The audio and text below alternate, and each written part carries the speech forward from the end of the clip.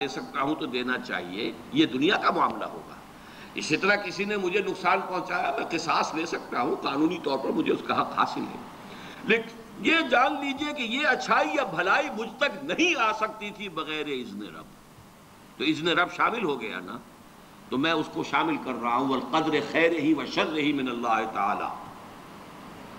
دوسری طرف میں کچھ کام کرنا چاہتا ہوں، اچھا یا برا جو بھی ہے، یا کوئی میرا منصوبہ ہے بہت بڑا۔ اب اس میں ایک تو میرا ارادہ ہے جو میرے اندر سے نکلا، ہزارہا عناصر ہوں گے کہ جو اس کے اندر انوالو ہوں گے، بہت سے مادی وسائل اس کے لیے درکار ہوں گے، اسباب نہ ہو جمع تو یہ کیسے کام شروع ہو سکتا ہے؟ اسباب کرے جمع، خدا ہی کا یہ کام۔ یہ عزم تیرا، یہ مجھے الفاظ پھر یاد آ گئے، وہ اکبر الہ آبادی کے، یہ میرے دروس میں یہ اشعار بہت آئے ہیں، اب کچھ ذہن سے اوجل ہو گئے۔ یہ عزم تیرا سعی سے دمساز ہو کیوں کر، عزم تو ہے، عمل کیسے ہو؟ اسباب نہ ہو جمع تو آغاز ہو کیوں کر؟ اسباب کرے جمع، خدا ہی کا ہے یہ کام، طالب ہو تو خدا سے، تو دعا ہی کا ہے یہ کام۔ یہاں پر بھی ایک فیکٹر ابھی اکبر الہ آبادی کی نگاہ سے بھی اوجل ہے۔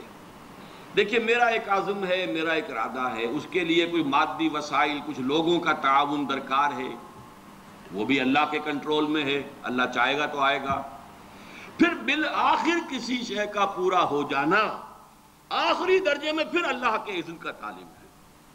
یہاں تک کہ حضور نے فرمایا کہ جو لقمہ بھی ابن آدم کے حلق سے نیچے اترتا ہے، اب وہ سارا آپ نے اس کے لیے کمائی کی، محنت کی، وہ کھانا پک گیا، آپ کی اہلیہ نے پکا لیا گھر پہ، اب یہ لقمہ اتر رہا ہے، اس وقت بھی اللہ سے اذن چاہتا ہے کہ میں اس کے حق میں غذا کا کام دوں یا زہر بن کر لڑ دوں۔ لہذا میں یہ بھی کہہ سکتا ہوں کہ یہ کام اس طرح ہو گیا، میرے کرنے سے ہو گیا، ان اسباب سے ہو گیا، ان مددگاروں کی مدد سے ہو گیا، اور یہ بھی کہہ سکتا ہوں کہ یہ کام میں نے نہیں کیا، اللہ نے کیا۔ صرف جو ہمیں تلقین کی گئی ہے وہ یہ ہے، خیر وجود میں آ جائے تو اسے اللہ کی طرف منسوب کرو۔ الحمدللہ الذی ہدانا لہذا وما کنا لنہتدی لولا ان ہدانا اللہ۔ کل حمد، کل شکر، کل تعریف اس اللہ کی جس نے ہمیں ہدایت عطا فرمائی۔ ہم ہرگز ہدایت نہ پا سکتے اگر اللہ ہمیں ہدایت نہ دیتا۔ غلطی ہو جائے تو اسے اپنی جانب منسوب کرو، ربنا ظلمنا انفسنا وان لم تغفر لنا وترحمنا لنکونن من الخاسرین۔ شیطنت اس کے برعکس ہے، خیر ہے تو میری، میں نے کی، اور شر ہے تو اللہ تو نے کروایا۔ فبما اغویتنی، اے اللہ تو نے جو مجھے اغوا کیا ہے، تو اب میں ثابت کر کے رہوں گا کہ یہ آدم اس اکرام و تکریم کا مستحق نہیں تھا جو تو نے اس کو عطا کر دی۔ یہ ہے شیطنت، شیطانیت، اور وہ ہے آدمیت۔ غلطی ہو، خرابی ہو، اپنی طرف منسوب کرو، اور اگر کوئی خیر ہے اللہ کی۔ اب آئیے اگلا لو، جو سیکشن ہے، شیٹ نہیں۔ اللہ ہر چیز پر قادر بھی ہے اور قاہر بھی۔ یہ میں نے الفاظ آپ سے کہا تھا کہ آج میں یہ ایڈ کر کے لایا ہوں تاکہ بات اب کھل جائے، آج کوئی پہلو جو ہے میرے امکانی حد تک اس میں جو ہے مشتبہ اور خفی نہ رہ جائے۔ ہوا علی کل شیء قدیر، یہ تو بے شمار آیات مرتبہ آیا ہے۔ وَهُوَ الْقَاهِرُ فَوْقَ عِبَادِهِ، یہ بھی 2 مرتبہ ہے۔ لہذا انسان کو جو قدرت بھی حاصل ہے وہ محدود بھی ہے اور مستعار بھی ہے، یہ دونوں الفاظ نوٹ کیجئے۔ اب یہ جو شرک کی بحث ہوتی ہے ہمارے ہاں اور اقسام و شرک، اللہ کا وجود ذاتی ہے، لامحدود ہے، قدیم ہے۔ ما سوا کا وجود عطائی ہے، اللہ نے عطا کیا ہے، حادث ہے، محدود ہے۔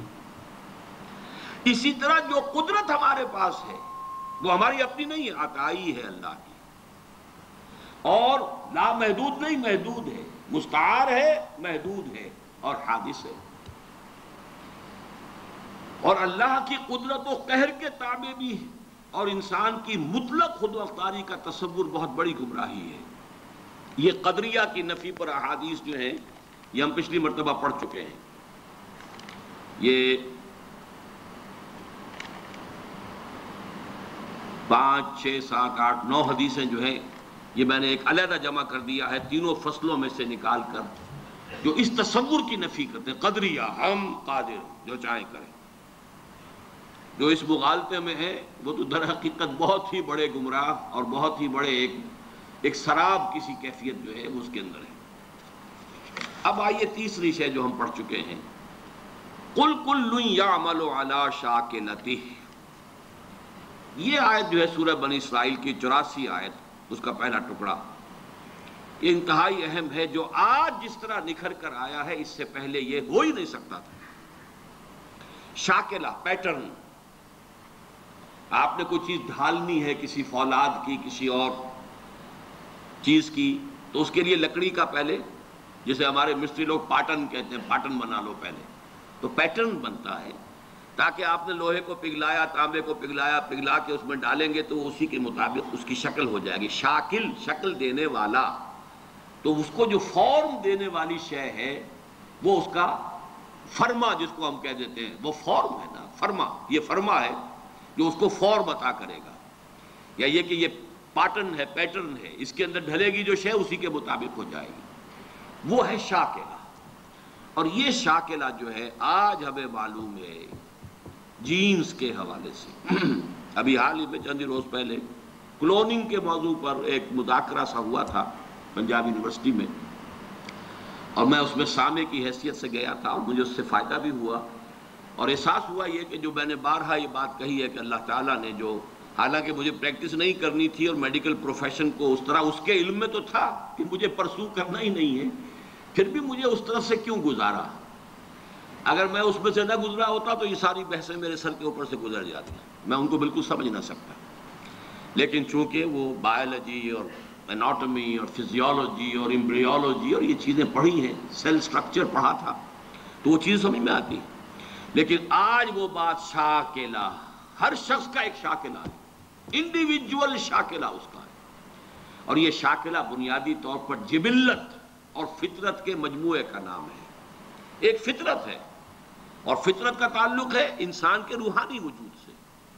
ایک جبلت ہے، یا سرشت فارسی کا لفظ ہے، جبلت عربی کا لفظ ہے، لیکن عربی میں اس سرشت کے لیے صحیح لفظ ہے خلقت۔ خلقت ایک ہماری خلقت ہے، ایک ہماری فطرت ہے۔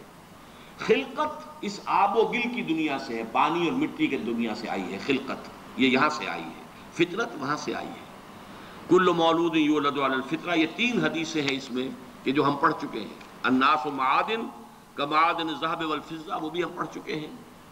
کل مولود یولد علی الفطرہ، وہ بھی ہم پڑھ چکے ہیں۔ اور اہم ترین حدیث یہ ہے کہ فَإِنَّهُ يَسِيرُ إِلَىٰ مَا جُبِلَ عَلَيْهِ، اگر تم سنو کہ کسی انسان کی، تو اگر تمہیں یہ کوئی سنائے آ کر کے کوہ احد اپنی جگہ سے ٹل گیا تو مان لینا کہ ہاں یہ ہو سکتا ہے، ممکن ہے۔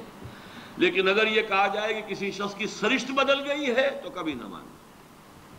یہ شاکلہ، اس شاکلہ کے لیے یہ 3 حدیثیں۔ اب آج جو لینا ہے، جتنا بھی ہمارے لیے وقت ممکن ہو، تو وہ ایک چوتھا اور آخری سیکشن ہے، اگرچہ اس کے 3 سب سیکشنز ہیں۔ اس کا ٹائٹل نوٹ کیجئے، اللہ کا علم کامل بھی ہے اور قدیم بھی، اور آنے واحد میں یہ الفاظ نوٹ کیجئے، کل کون و مکان اور ماضی، حال اور مستقبل سب کو محیط بھی۔ یہ بات اللہ کے علم کے بارے میں اچھی طرح جان لیجئے، کامل اور قدیم، اس کے ساتھ ہی کل کون و مکان کو محیط، یہ اس کے ایک ڈائمنشن ہے، لینتھ اینڈ بریڈتھ، وہ ڈائمنشن ہو گئی کون و مکان۔ اور مکان میں پھر 3 آتے ہیں، ماضی، حال اور مستقبل، ان سب کو محیط ہے آنے واحد میں۔ لفظ آنے واحد ہے یہاں اہم ترین، ہر لحظہ ہمیشہ سے اس کا علم کامل تھا، ہمیشہ سے اس کا علم کامل ہے، کہیں اس کی، اور اس کا علم جو ہے اسی کو قرآن اور حدیث میں الکتاب سے بھی تعبیر کیا گیا۔ ما اصاب من مصیبت فی الارض ولا فی انفسکم الا فی کتاب من قبل ان نبراها ان ذلک علی اللہ یسیر۔ نہیں پڑتی کوئی پڑھنے والی، نہ اس زمین میں نہ تمہاری جانوں میں، کوئی مصیبت کوئی تکلیف